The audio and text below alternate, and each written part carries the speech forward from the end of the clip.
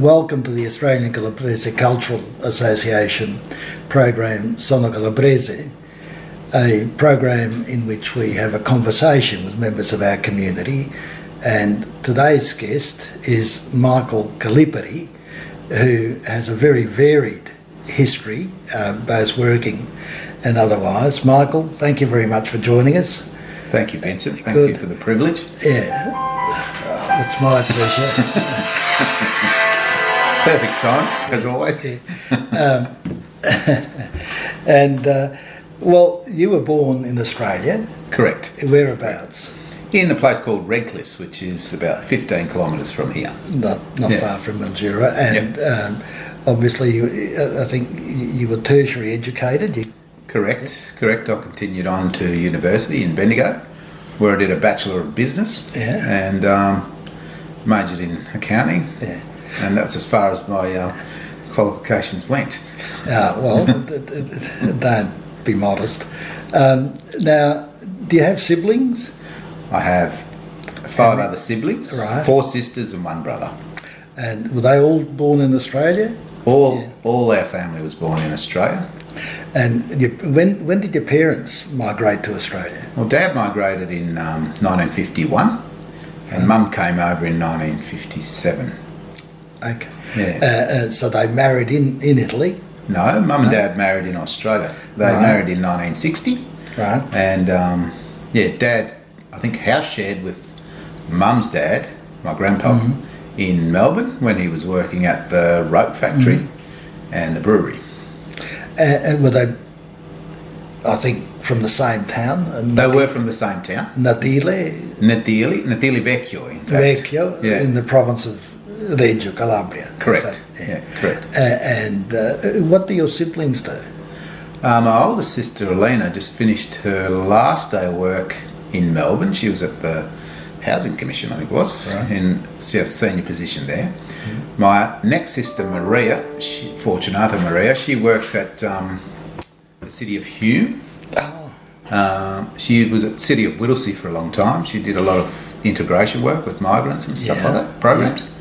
I have another sister, Carmel. She lives here in Mildura. She married into the Zappia family. They were from Benestati, which is another Calabrese family, big family. Yeah.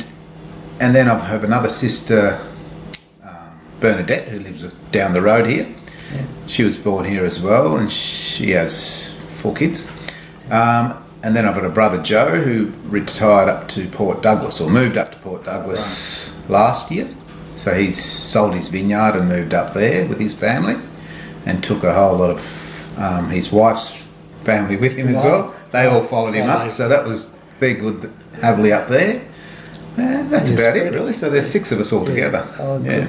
And tell us about growing up in Redcliffe as the son of migrants. Well, we were born there, but we actually grew up in Nichols Point, where we are today, having the interview on this property at Curitin Avenue, Nichols Point, and it was an interesting growing up. We basically did everything the same as Mum and Dad would have done it in Calabria. That is, growing food to eat, all working together, helping each other, and just working for the family, in a sense. So the culture was very strong. So we didn't go out like we would today to movies and cinemas and stuff like that. We were basically at home, helping out after school, weekends, and our social life consisted of weddings. Fair to say, your social life would have been socialising with the extended family and friends. Would that be correct? Mostly family. Mostly family. Very few. Because the network of families was so big, pretty much all of Natili Vecchio, not all of Natili Vecchio, but a lot of the families from Natili Vecchio came to Mildura, and they all were sponsored by each other, and they came here and they spent a lot of time helping each other out. Like, for many years, there was probably 1 car between 4 or 5 families, and they all shared it. So. And what was the situation? I take it within the house you spoke Calabrese, and outside you... Yeah, a little bit of Calabrese and a lot of English, because we grew up at my first school as my siblings was at Nichols Point Right. Primary School, which is a mile up the road. So we grew up riding to school, riding our bikes, so we were just set up to be independent right from the start. Yeah. I think the first ride we got was to take our bike up, and we rode home. Right. And our job was to get the mail and bring it home, and whatever else, Yeah. other little jobs. And when you went to university, tell us about, again, it would have been a different environment up in Bendigo than the environment you experienced here in Nichols Point. It was very different, Vincent. Yeah. I lived on campus the first year. The food was terrible. It was absolutely terrible. It was the first time I'd ever put on weight. Well, they say pasta is fattening, but It's not. It's not. It was the first time I'd put on weight, and I was a bit unhealthy. But I think that might have been socialising a little bit too much with, what do you call it, with fellow students. Yeah. We probably drank a bit too much beer and partied a bit too hard and that sort of stuff. But it was good. But I remember every night at the hostels there would be a different dish. And on one night, I think it was the Thursday night, it was rissole night, and we had a resident dog called Bundabar that used to hang around. Oh. And if Bundabar didn't eat the food, we didn't either. you knew it was bad. That's right. How did you, because growing up, you've obviously described a very close family. How did you handle the separation? Were there any issues about moving away from Nichols Point for the first time and being on your own, as you say, having to look after yourself? I think I had some close friends there that were very family oriented. Yeah. One of my best friends, he now lives in Wodonga, and we were fairly close right from the start. So it was pretty good, and we shared similar values. Like, we grew up here in Mildura going to church on Sundays. That was one of the big things for us. And I continued that in Bendigo. We'd go to church every Sunday, and my good friend Peter Simons, we'd go to church together. So we sort of separated, and then all the parties and stuff like that, and just being busy. I'd come home in the summertime a lot of weekends to help with harvest, and then later in the year I wouldn't come up as many times. So it was a bit of a challenge, but Yeah. we managed. Yeah. And you graduated, I think, as an accountant. I did. Yeah, correct. Did you practice? No, never. Never. Why study accounting and then not practice? It just sort of By evolved. the way, thank you for the coffee. It's really good coffee. Oh, good. No, it's all good Callipari coffee. When I graduated, on my graduation day, I went in partnership into a restaurant in Bendigo. I used to work there part-time while I was at university to assist with like costs and stuff like that. So it was good, and our education then was free, unlike today. So all we had to do is pay our board and lodging, and I managed to achieve that, and so it didn't put too much financial strain on the family in the early days. And I started waitering and enjoyed that, and then just ended up buying a restaurant. So it was really good. It was good, And good experience.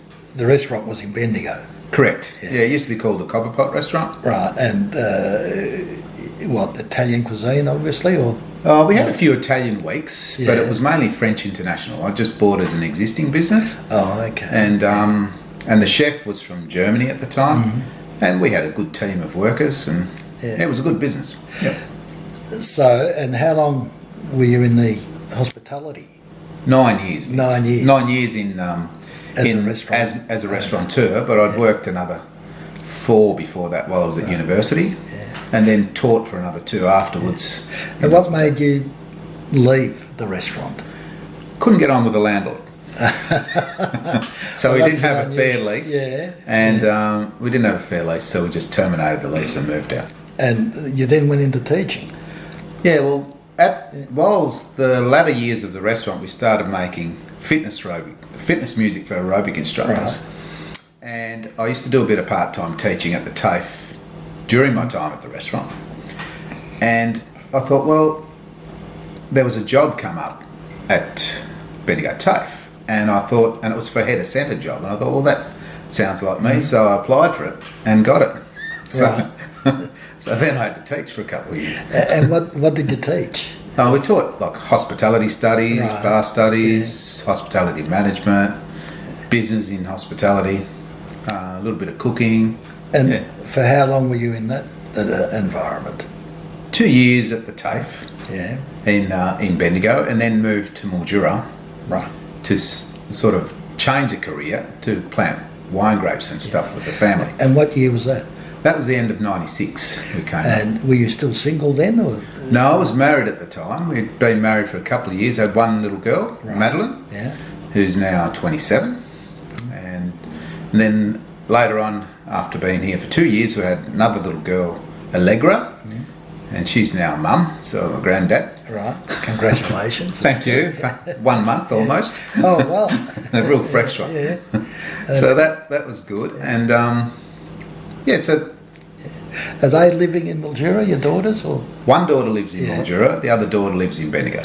Oh, okay. So- And are they, well, the young one with the child obviously is looking after the child. Is the other one Correct. working? What field are they Maddie does a little bit of life coaching and stuff like that. Teaches yoga. She's a more free spirit, I think you could call it. All right. And when you say you made music for aerobic teachers, what did that entail? Did you actually compose the music, or did you? One of my best friends, Kelvin Smith, he Right. he was from Shepparton. He was another one of my good friends from uni. He was a DJ, and I was good at selling stuff, and he was good at making music. So he made the music, and I sold it, and we did that for 14 Right. years. Right. Yeah. And again, what made you get out of that field? There was a lot of changes in the digital world, Right. and there was a lot of pre-choreographed music that came onto the scene, with pre-choreographed programs and things like that. So the market was shrinking, so we transitioned into wine. Right. Yeah. When you say you transitioned, what, you came back to Mildura to start growing?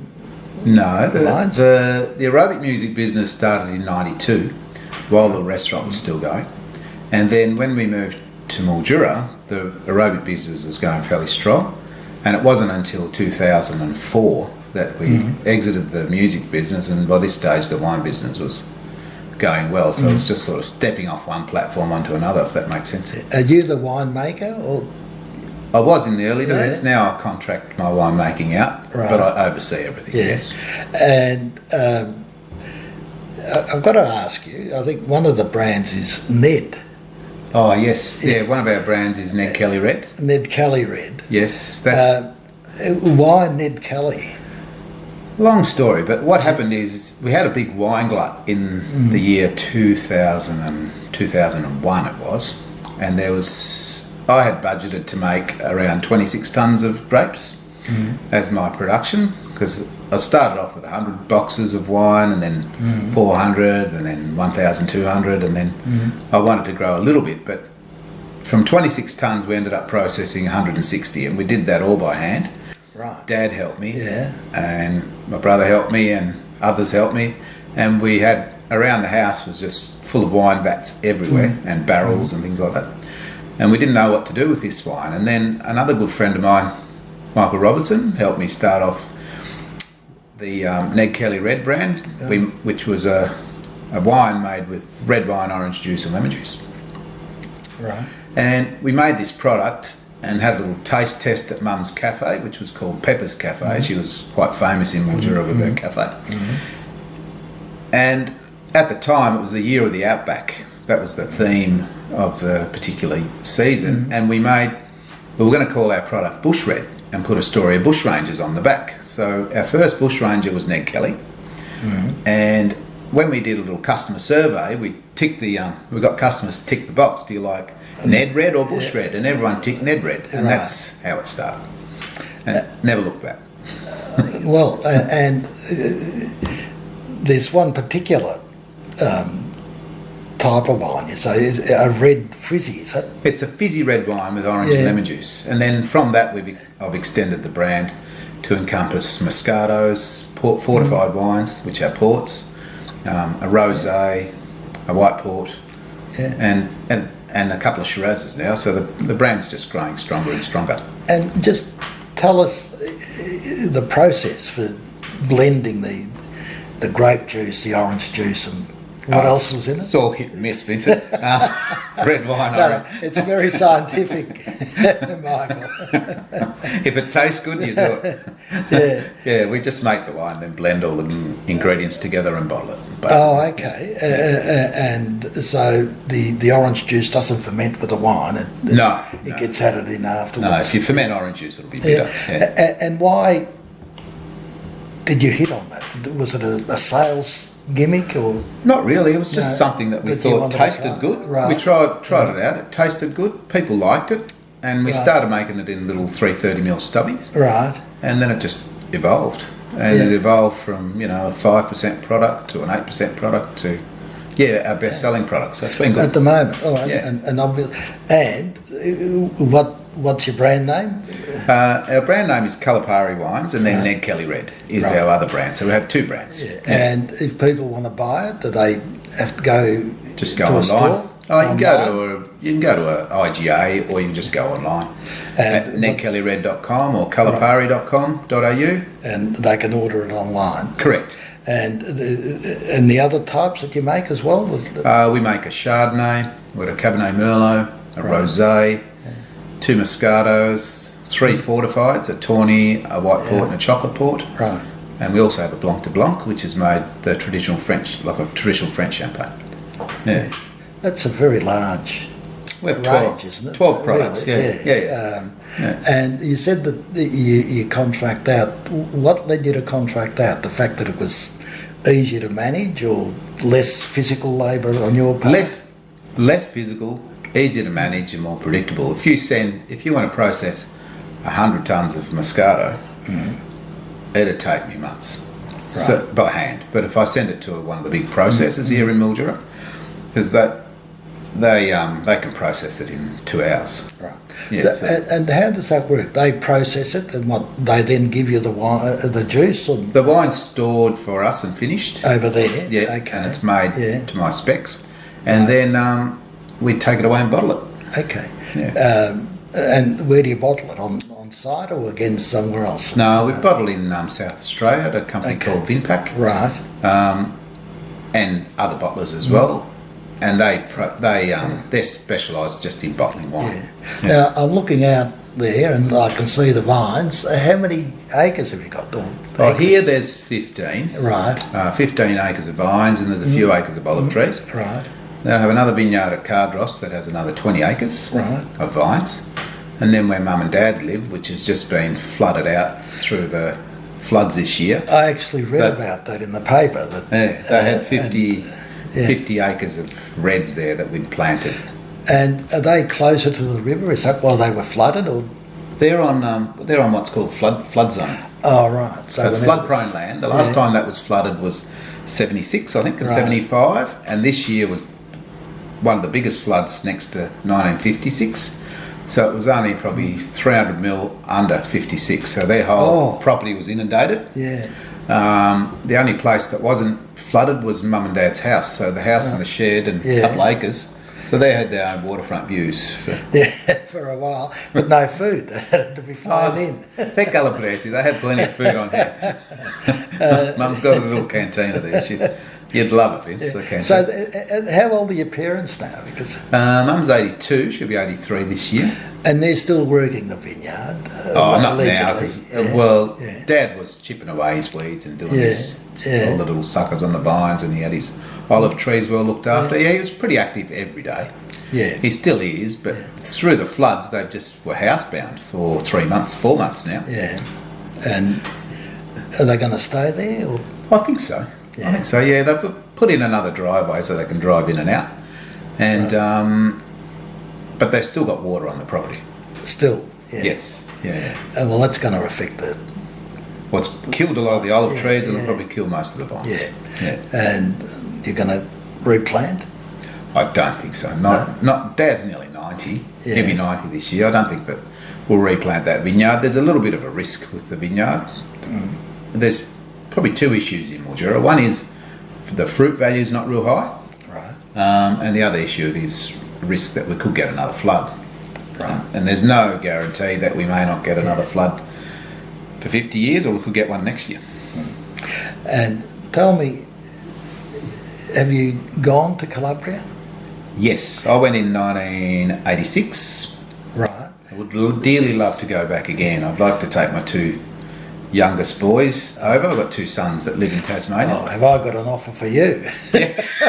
I would love to take them over. Well, the association is having a conference in September this year, between the 17th and the 19th. The 19th and the 21st of September in Reggio.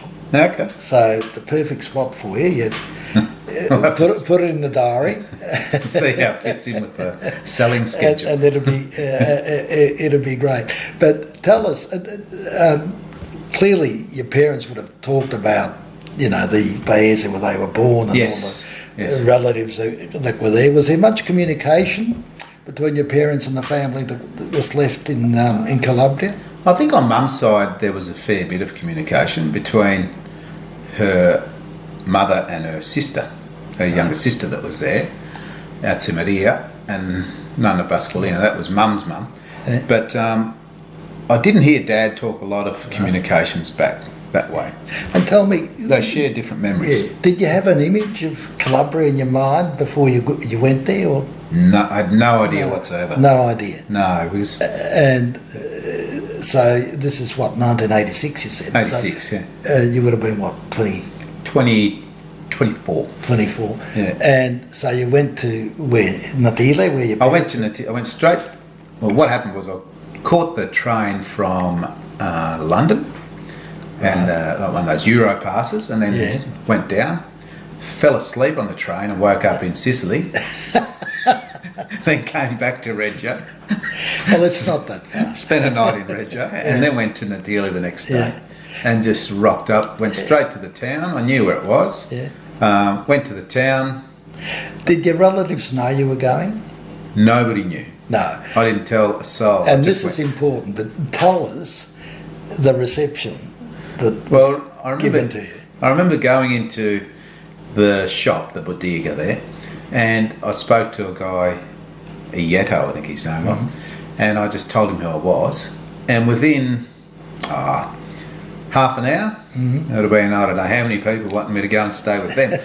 So I finished up staying with some cousins. I think they were Catanzari. Yeah. Stayed with them, and then that created a little bit of friction when I got back, but they were good because they were school teachers, right? And so they were a bit more understanding of, and not so emotional about everything. If that makes sense. What was the friction? Your parents were upset that you didn't tell them that you were going to visit the family. Well, the parents were upset that I didn't tell them because I should have done, all the obligations. Well, the Iragali, you should have been. So one Iragali was the big issue. Yeah. I think it was a big issue when I came back because I didn't know about this Iragali thing. Right. And I didn't have much money then. Right. So there was no regalis, but it was still, I think I took lots of photos. Right. Mum has them hanging on her house wall. My Uncle Tony, Mum's younger brother, he put some of those photos in his book. So they must have been okay. Yeah. And I think it just stirred up a lot of emotions, which was really good, and it made you feel like there was another home. And that's what I was going to ask you. How did you feel going into a town you'd never been there before, meeting people that you'd never seen before?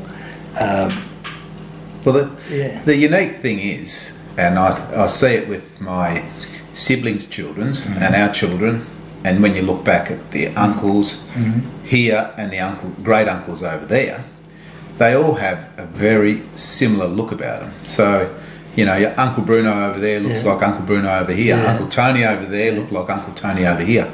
So there was so much similarities in the way they spoke, their food, their manners, their personalities. So it was just like being home. What about the thinking? Was there a difference between the perspective over there compared to the perspective here of your parents, or was it still pretty much similar? I think it was pretty similar. Yeah. But from my recollection was that they were very family oriented. Right. That was the first thing they did, was look after themselves and their family, and then the rest was just as is. Like it was a unique experience. I remember walking into the uncles and aunties' houses and they just smelt the same. You know, the tomato sauce was on. Yeah. The salami was going. The cheese tasted the same. The bread looked the same. Yeah. They spoke the same. But you didn't put on weight over there. No, I didn't put on weight.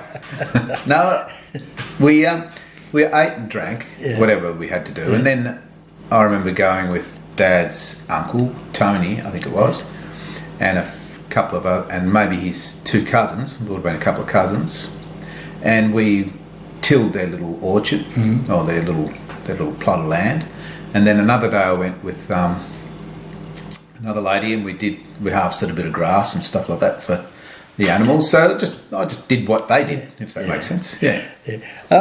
You say that your passion is to grow things that people like. Yes. You able to say what caused that to be your passion and why? I think it just evolved. Yeah. Like it just evolved.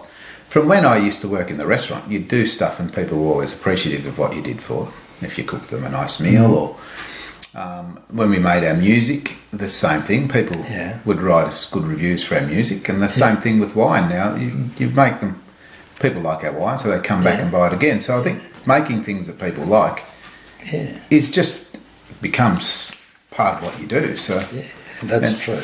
And I don't know why I didn't do anything different. It's just that's where it's become a passion, because just people give you the energy to keep going. Yeah. And from what you've said, family's obviously been an important aspect of your life. Well, they're the backstop. And I think you say that the basics of living have their roots in the family.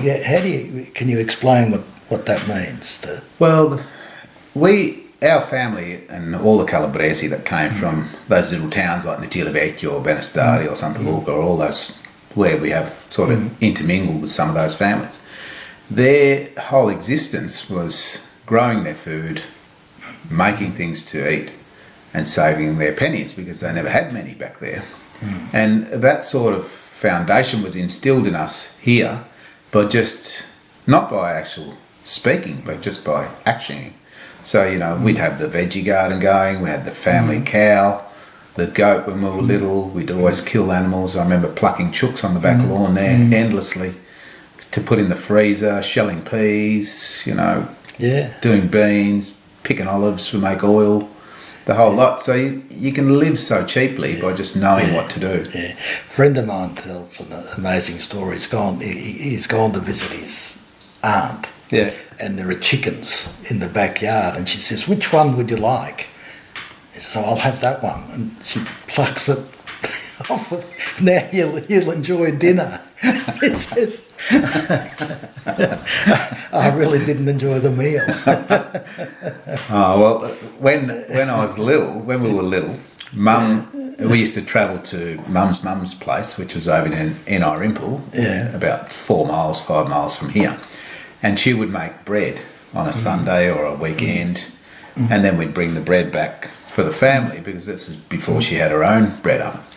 And Nonna, she would always have her bunch of chickens, and they'd be running around, and we'd be playing and, you know, scoffing all these bread tipplies and whatever else she was making.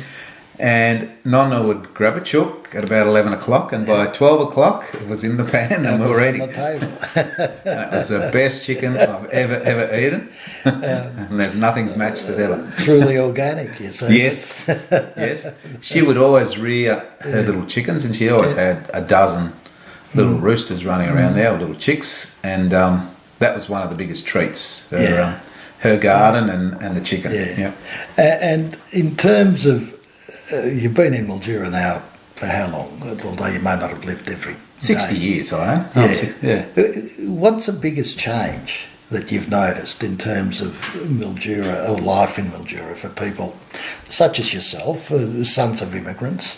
Well, the biggest change is everyone's become more commercial. Right. Yeah, we've become more westernised, I guess, and although a lot of the younger generation now are going back to their roots and making their salamis and making their sauces, and they do it as a group. So I think that feeling's coming back, but it was lost for a little while, I would say. Why do you think it was lost? Just probably wasn't cool at one stage. Everyone wanted to be like the cool kid, and now they're starting to realise that the cultural aspects, or the Italian way, or the Calabrese way, was a really good way, because it's been embraced by all your cooking shows, lifestyle shows, all that sort of stuff. So I think that's had a big influence on it. And in a way, that's what I was leading to. I might be wrong, but my impression is that being Calabrese, or you being Calabrese, is important to you. That it's part of your identity, and that's what all this other stuff about making salami and sauce is really all about. It's an expression of the identity. Correct. Albeit that probably now, if you go to Calabria, a lot of them don't make salami anymore. Well, they're probably where we are. They're probably now where we were back then, but back probably 30 years ago. But I think there has been a significant shift in Australia for people making stuff again, with the Calabrese family, because they've realised how good the stuff is, how cheap it is to make, and how you can live away from what I call modern poverty. And modern poverty is trying to keep up with the person next door, going to the football once a week, going out for dinner, all that sort of stuff. You don't need that as such. Yeah. And I think you say that you've got a means by which you can alleviate modern poverty. Yes. As you describe it. How can you alleviate? Most people want to go to the footy. Yes. Well, going to the footy, instead of going to, well, that's right. But if you can't afford to go to the footy, if you can't afford to pay your mortgage, you can't afford to go to the footy. Yeah. All I'm saying is that if you embrace a simpler way of life, then you'll probably eliminate modern poverty. So it's an aspect of that, what Galbraith's called conspicuous consumption, Correct. If you've got a 2021 car, I've got to have a 2022 because I'm better. That's right. And if you've got a 5-bedroom home, I've got to have a 10-bedroom home because it means I'm better. Yeah. So essentially you're saying people should go back to a simpler lifestyle and be more self-reliant. Yeah, I think more self-reliant, and then take more control of their destiny, because if you look at the way, it's not society's fault, it's just the way the Western world lives. We're being led by big corporates. They lead us into, wanting a lifestyle of going to the footy, eating McDonald's, Kentucky and all your fast takeaways 2 or 3 times a week. But by the time you've done that, there's not much left in the kitty. No. And that's where modern poverty is, because people are too busy trying to keep up with the Joneses, and they can't keep up with the Joneses because they're all in the same boat. Yeah. Well, especially in the last 10 years where, wages really haven't grown all that much, and certainly not in comparison to costs. No. And that's a real issue. The issue is whether that's intended or was just an accidental product. It's hard to say. 20 years ago, a mate and I sat down and we looked at what was happening with wages. Wages were pretty high at the time. They were very good. Interest rates were very low. House prices were moderate. So everybody started spending money on their houses, borrowing lots of money, not because the houses were worth more money, but because their pay would pay a bigger debt bill. And so they all got fooled into this circle of borrowing more because money's cheap, but at some point you've got to pay it back. So, and that's what we're facing now. And I think a lot of the wages pressures now come on board because we all wanted too much at one stage, and I think that's where it's come from, and it's been coming for a long time. But it'll balance out. Look, when I bought my first house in 1984, interest rates were 11.5%. when I bought my business a year later, they were 14%. So I bought my business at 14%.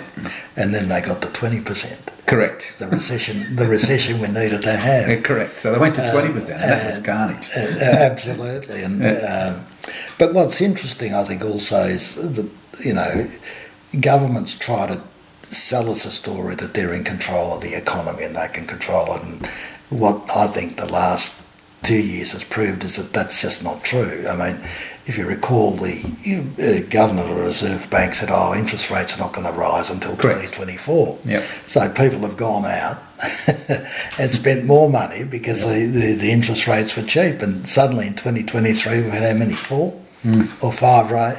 And at least another one on the way, apparently. But and the question needs to be asked is, well, how can that be if the Reserve Bank was meant to be on top of this? Well, I don't think the Reserve Bank... Yeah. The Reserve Bank and the government, so I believe, are playing catch-up. Like big business rules the roost. They figure out how it's all going to go, like your insurance companies, your superannuation companies. They really set the agenda on what's happening, and governments are just playing catch-up. I'm sorry to say. That's why modern poverty comes in. They fool us into believing that having a 4-bedroom, 5, 6-bedroom house with 3 cars, all on lease and HP, is the way to go. And then all of a sudden, you can't even buy a loaf of bread. Well, you can't service a loan that you've taken out to acquire those things. That's correct. That's the issue. Correct. I think, you know, the sooner people realise that, the better off we'll all be. I think so. Yeah. I think so. And that's why the Calabrese way of living is very good, because you can live on a shoestring. You can live very cheaply. You don't need all the fancy stuff. And if you want to go to the footy every now and then, you still can, because you've got a bit of spare money. Yeah. And it's good. And your children, do they speak Italian? Or? Very little. Yeah. Very little. The 2 boys, they know what a ginculiti is. Because you often gave it to them. No, never. You're a very giving dad, you see. I just explained to them what it was. So they know what it is. But they don't speak, we don't speak enough Italian at home. Right. Enough Calabrese. Yeah. The daughters don't know very little, but the 2 boys know probably a little bit more. Yeah. And I guess that's part of being in Australia, isn't it? That you speak Australian or English. Correct. Yeah. Correct. Although there's nothing wrong with being bilingual. That's the beauty of. No, and I think if the I think we're, you see, in Natili Vecchio there, they all live in a community. So they have their little town where they all live, and then they have their little plots of dirt where they go out and farm and run their gardens and their little vineyards or olive trees or whatever it is. So every day they come back at the end of the day and then they sit and talk. We don't have that here. Unless you're visiting. Nana used to live next door, Dad's mum. So I'd be forever over there running over some cheese or picking up some bread or some oil. So you'd speak a little bit of Italian to your nonna. But when, because we went to Australian schools, we spoke a lot of Australian. And we'd come home and then we'd be still in the Australian mode and we'd try and speak Italian, but it's mixed up. Nowadays, if I'm speaking to mum and dad, I'll speak in English, they'll respond in Italian. That's another interesting thing, that apparently as people age, they resort back to or revert back to their original native tongue. So, and that's right across the board, not just Italians, but Greeks, Germans, Slavs. So it must be something in the mind or the subconscious. But and I think the other difference that you mentioned in terms of life in the small pays, the people really enjoy and use the so-called, what might be called the city square, as you mentioned. Every day. Yes. At the end of the day, they're there and they're talking to each other. Well, we're more isolated than that here, aren't we? That's right. Don't, if you're lucky, you might speak to your neighbour. Yep. Otherwise, the only people you really associate with are the people you're working. Correct. With. And when you get home, with the family. But and that's true. In terms of commerce. And I raise this because one of the things that the government in Calabria keeps pushing for is that increasing commercial relations between Calabria and, for example, Australia. But how can that be done in terms of people's expectations is one of the things that we're actually going to be looking at in the conference. But from your point of view, in a sense, you're competing with them. And you're growing wine. Do you think you could export wine to Calabria, or do you think Calabrian wine could be imported here? I'm not sure if they would buy our wines, to be truthful. I have had some experience with a friend of mine in Sydney who, when I do the Royal Easter Show, he runs the accommodation place where I stay. He has a brother in Calabria, and he quite often brings a container and puts oil in it. So he gave me a little drum of his oil there a couple of years ago that was made from olives picked in Calabria. So I'm sure there'd be something that could be done. Depends if they need wine, want wine. They're pretty good at what they do. Yeah, but again, I don't think that they export a great deal, or they say they want to increase their export into Australia. But I personally think there's great problems, because unless a product is known here in the market, they've got to have a point of difference. Correct. Yeah. And if they haven't got that point of difference, why are people going to buy? Yeah. And just to use wine, for example, if you import a good bottle of wine from Italy, I think you couldn't sell it for under $50 in Australia. Would that be right? Depending on depending. But if you're going to pay $50, you can get a very good wine, a very good Australian wine. Correct. So that's what I mean. There's got to be a point of difference, and I don't know what that is, right? So I think it'd be more emotional, Vincent. Okay. Yeah, so some would rather buy a Calabrian wine than an Australian wine because of the thing. It'd be more an emotional thing. I'm not sure how their wine industry is set up. I know the Australian wine industry is a very efficient wine industry. Yeah. They grow a lot of grapes here and very efficiently, and it's very good quality. But I'm not sure how the Calabrian wine industry would be, like whether they have big vineyards there, smaller vineyards, co-ops. They do. It varies. There are what they call boutique, and the problem with the boutique is that they can't produce enough to really warrant export. And then they've got the larger wineries, which the problem there is that the quality isn't as good as as it ought to be, in my view. I think olive oil is a better product. The olive oil, I think, is phenomenal. It's a very unique taste there, olive oil, especially from those big old trees. Yeah, it's phenomenal, and I think there'd be a good market there. But again, they'd have a big issue with the price competition. Because, Correct. Over here, but anyway, I think the best thing that Callipari's exported has been the people. Well, that's all over the world, absolutely true, and they don't realise the market that exists out there, not just in Australia, but in the US, Canada, Argentina, and Brazil. Yes. There are large numbers of Calabresi in each of those countries, and if they approached it better, they might be able to increase their exports to all those countries. But we'll see. We're going to discuss all this at the conference. Yeah, okay. I think if they targeted the emotive side of the Calabresi that moved away from Calabria, and some of the ones that have fonder memories of the place, then they would probably capture some of that, and that would probably be a good way for them to grow their exports.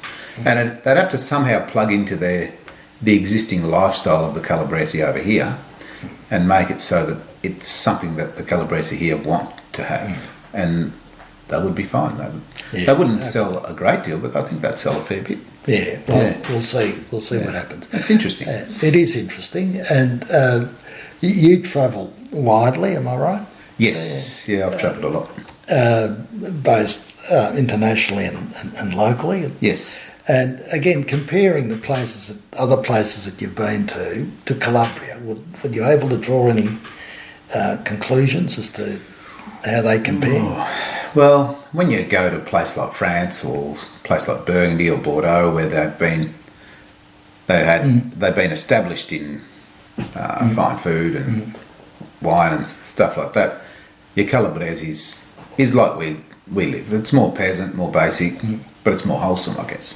So it's no fuss. It's no fuss food. It would.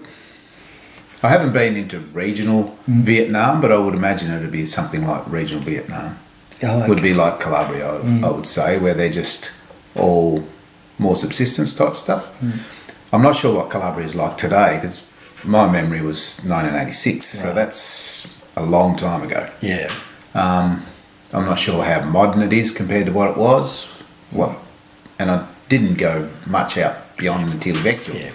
So well, it'd be certainly interesting it's much more modern through the passage of time, and it's not a subsistence as it used to be again. And I think one of the ironies is that a lot of the land in Calabria, unless there's a major operation, but the little orchard that the single person will cultivate and grow, that's not on anymore.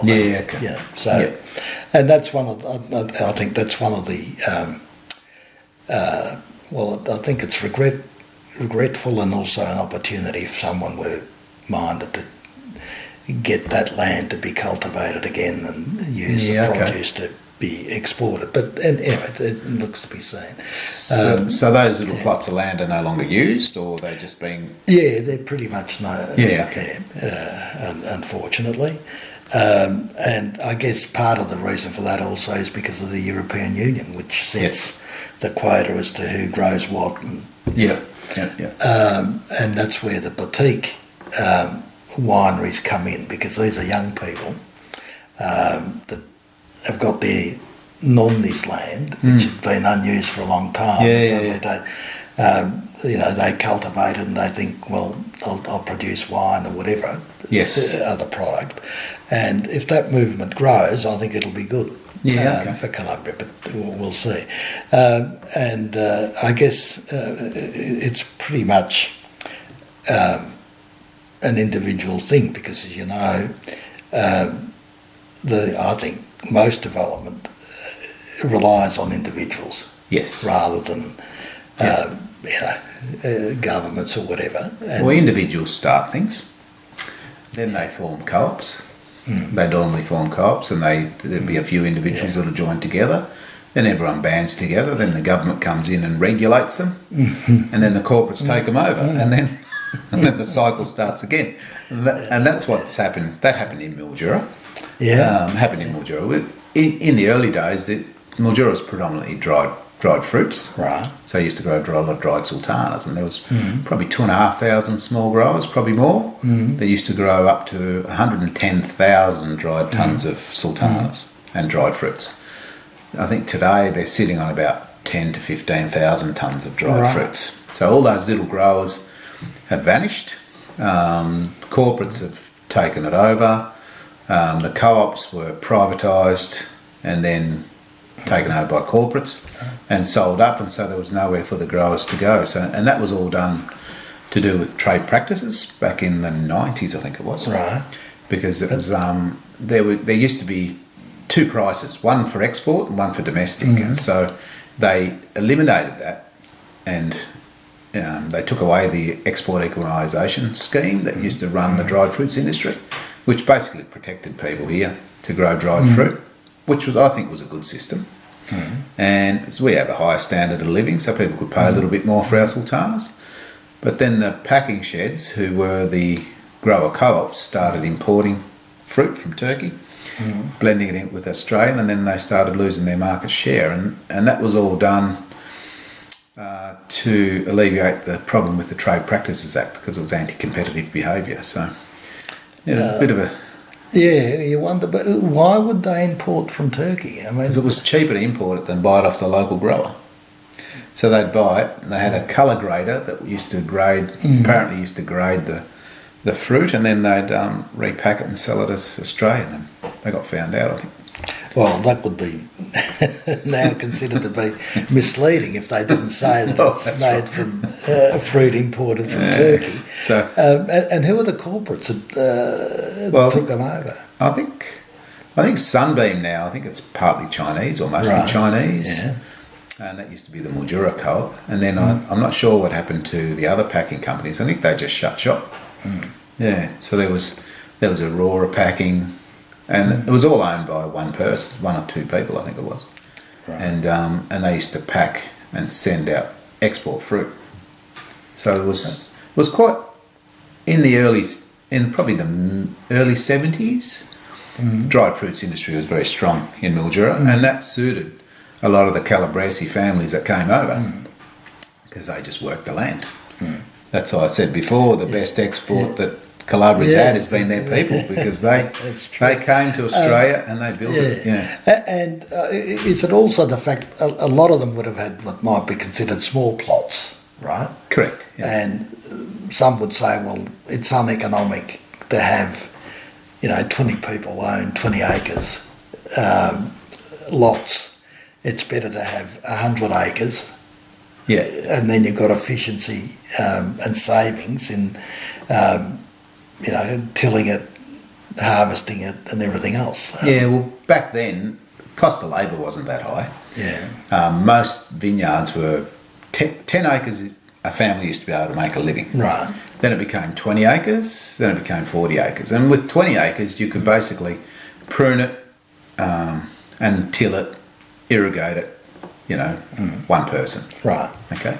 And then as more efficiencies came in, then you got 40 acres and you got 100 acres. But back in the early 70s, if you looked after 20 acres and you made good tonnages, you'd make good money. They'd make a good profit if you watched your costs. Yeah. And so, because the cost of fruit versus your work was good.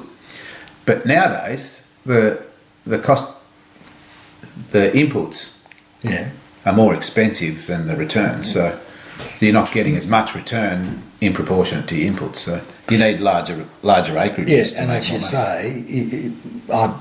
say, I'd say that now you probably couldn't earn a living if you had 40 acres. You can't. Yeah. You So can't.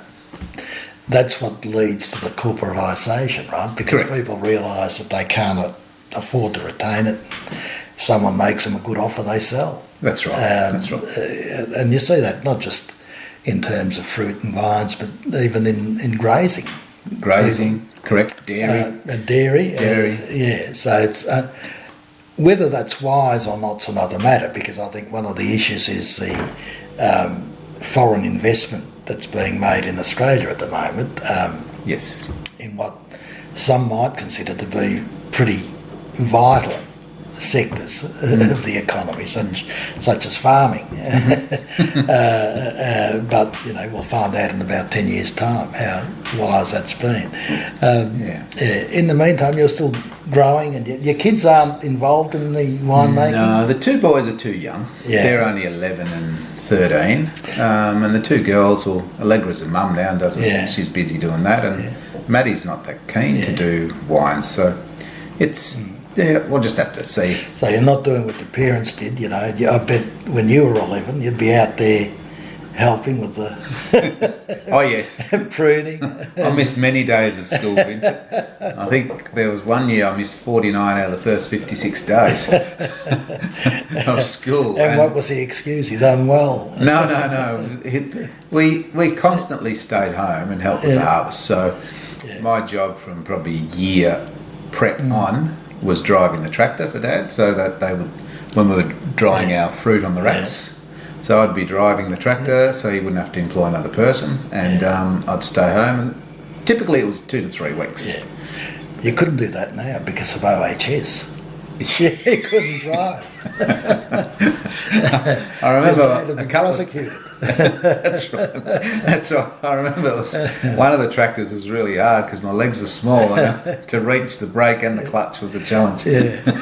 And well, the reason I ask is that, okay, you're still young, but eventually you'll reach a point where you'll want to retire and enjoy your life. What's going to happen if your kids aren't involved? Well, I haven't thought about that yet, but I have been thinking about it a bit. It depends whether the boys are now 13 and 11. If they're keen when they're 18, we'll transition on. If they're not, we'll just have to try and find someone to transition or start training someone, because time goes pretty quick. I've been on the road selling wine now for 20 years. Yeah, that's right. And I'm starting to wonder whether I've got to do it another 20 years. I don't really want to. Well, it's going to be too long. I'll be 80 in 20 years' time. That's why succession planning is, I think important, but it's often an element that's neglected. Well, it's how do you approach it is the question. Yeah. Like that's the challenge. Like, how do you approach it? How do you introduce your children into the business to get them to be passionate about it? So, and that is a challenge. Yeah, that is. And if it doesn't happen, then you're going to have to hope that some corporate comes along and makes you a good offer. Well, that's going to depend on how the brand goes over the next. Well, the brand's 5 to 10 doing well, years. isn't it? It's done exceptionally well. There you go. Yeah, no complaints. And I hope for you that it gets even better and bigger. Well, it equals any business, as you know, equals energy, equals profit. Yeah. The more energy you put in, the more profit you get out. True. Yeah, that's right. So, but I've got to say, looking out there, it's a wonderful lifestyle, isn't it? That compared to being stuck in an office. Oh, look, my office is great. Even we've had this conversation with Mum a few times. Yeah. She laments the fact that I'm on the road a lot. Yeah. And I just said, well, a couple of times I said, well, you can spend all day driving around the vineyard. Yeah. And you'll drive around 6 hours, 7 hours, whatever. I can spend 6-7 hours on the road and I can see half of Australia. So there's been both good and bad parts about the occupation, but the best part is I've seen a lot that most people would never see. So, and it's been great. Yeah, it is, and we wish you all the best. Thank you. And again, thanks very much for taking the time. And it's Michael Callipari. Correct. Callipari in Australia. Callipari in Australia, but Callipari in Italian. And it's again Michael Callipari Wines. And the first name is actually Michele. Michele. Yeah. Callipari. Yeah, Callipari. That's it. You've said it correctly. And Michael's given you the web page. If you're interested in getting some wine, then log on to his web page and place an order, and it'll be delivered forthwith. And again, thank you very much, Michael. Thank you, Vincent. It's been an absolute pleasure. My pleasure. Thank you very much. Good on you. Bye. Yeah.